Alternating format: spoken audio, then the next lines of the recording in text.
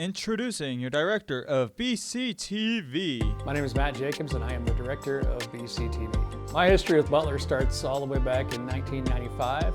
I came here as a student out of high school, went to Bluestem High School, and I majored in print journalism.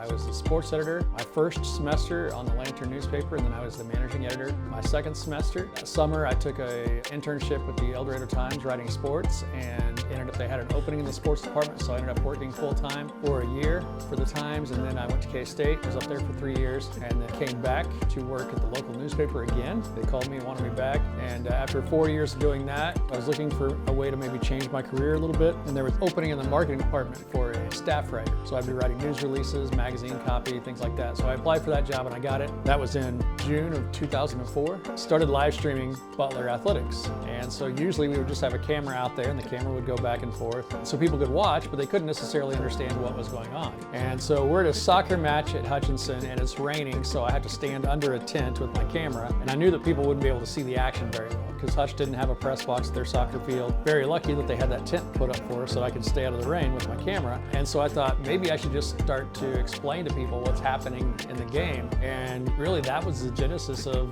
doing the sports broadcasting thing. And so the Hutch SID came up to me at halftime. He says, "You're actually kind of good at this." And I said, "Well, thanks. I never thought about doing it before." But from that soccer game and a little bit of encouragement, that's when we started doing the play-by-play. So BCTV has been around for decades. It used to stand Butler County TV or Butler College TV. They've been in this same space for decades. The studio and the control room have changed a few times over the years, but really this has more or less been where they have been all this time. In the past, it was mainly just going around to campus events and gathering some footage and then posting it on a local cable channel. And then I came to BCTV in the summer of 2019, and at that time we started looking at live streaming of more events, and then eventually we became to where live streaming was done in athletics. When I was in athletics for 13 years, and I started athletic live streaming, and then when I came to BCTV, it made sense that BCTV take over the live streaming just because we had access to a lot more equipment and gear than athletics had. And so at the time, the guy who took my job in athletics, his name was Tyler Nordman, and so he and I working together, we really elevated live streaming, and that's what people associate with BCTV now is our live streaming of campus events. Kind of interesting to see how the perception of the campus TV station has changed over the years.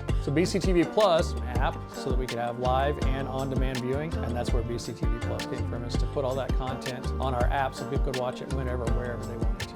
It's a great story of how I became a pilot. I had a student on scholarship working for us when we were in athletics. His dad was a big Butler supporter, and so his dad loved to go to the games. As a result, his son really loved to go to the games.